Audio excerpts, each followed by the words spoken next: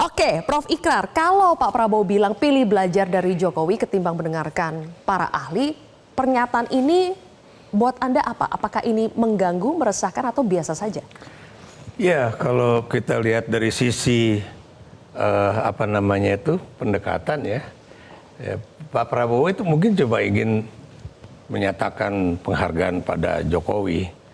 Walaupun saya tahu persis ya, sebagai seorang intelektual ya, biar gimana pun Pak Prabowo itu intelektual ya, dan tahu ya dari mana konsep negara, konsep masyarakat, konsep apa yang disebut dengan parlemen dan sebagainya. Dia tahu pasti bahwa konsep itu bukan keluar dari politisi, keluar dari kaum filsuf dan juga ilmuwan, gitu ya.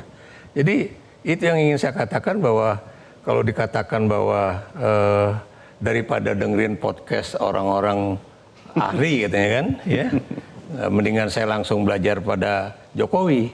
Pertanyaan saya, yang dipelajari dari Jokowi apa? Kalau memang praktek politik yang dalam tanda kutip tanpa etika, bisa aja.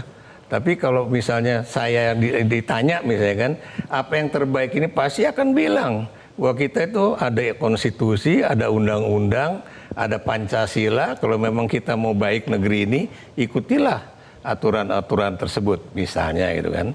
Tapi kalau memang kita mau misalnya mau seenaknya aja ngatur negara, seenak udelnya tanpa memperhatikan hal-hal yang tadi saya katakan, kaedah-kaedah yang juga ada yang disebut dengan apa istilah itu, kalau Anda misalnya memberikan sesuatu, Anda juga akan memberikan sesuatu pada rakyat ya. Karena kami mendukung Anda, Anda juga harus memberikan suatu misalnya keadilan, kemakmuran, pemerataan dan sebagainya, dan itu adanya memang dari kalangan-kalangan filsuf, budayawan, ilmuwan. Gitu. Bang Habib, sebetulnya pernyataan seperti itu. Saya jawab langsung. Ya, pertama menurut saya kita nggak bisa ya menafsirkan secara serampangan apa yang disampaikan Pak Prabowo.